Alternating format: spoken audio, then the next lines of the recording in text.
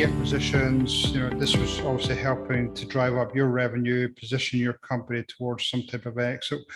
What were some of the lessons learned going through those acquisitions that positioned you better for when you took your company to market? You obviously experienced a lot of stings. Now, you obviously then became more intentional about really positioning your company, whether it be the entity or the makeup or the leadership team, just to sort of make it an easy transition for a purchaser of your company. Talk to me about that.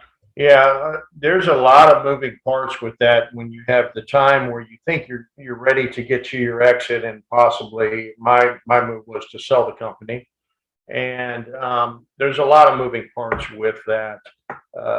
With that being said, my biggest issue in on the market, especially for landscapers, I had a lot of reoccurring income, which was very nice and seems to be a peak of interest for a lot of people that are trying to purchase a landscape business if they wanted to grow. So reoccurring income, number one, that was the biggest issue, that where you say, look, we got all of these on contract. We've had so many of these for so many years. You break it down. That was a big key issue and a big driver. Now, obviously, we did a lot of installs, but a lot of those installs are one-time installs. So it's not a reoccurring thing that, hey, is it a guarantee if they move, they're going to call you back? So that was a number one issue. A number two was just being seen out in the area that we were. We did enclosed trailers, which was kind of nice. Enclosed trailers are nice because they're like rolling billboards. They're everywhere. You kind of see them up and down.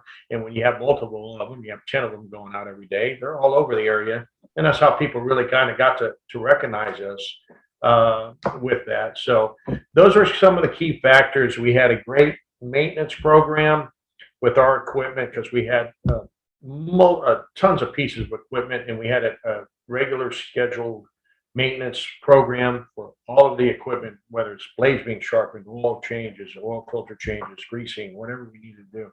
So our equipment was top of the line as well.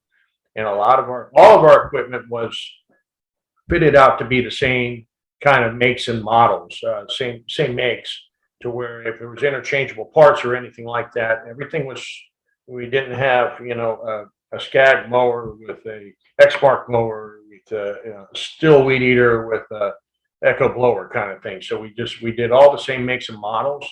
So we had a clean look that way as well. And downtime, of course, obviously, if your equipment's down, you're not making money. So you gotta be sure your equipment's on the up and up and you have backup.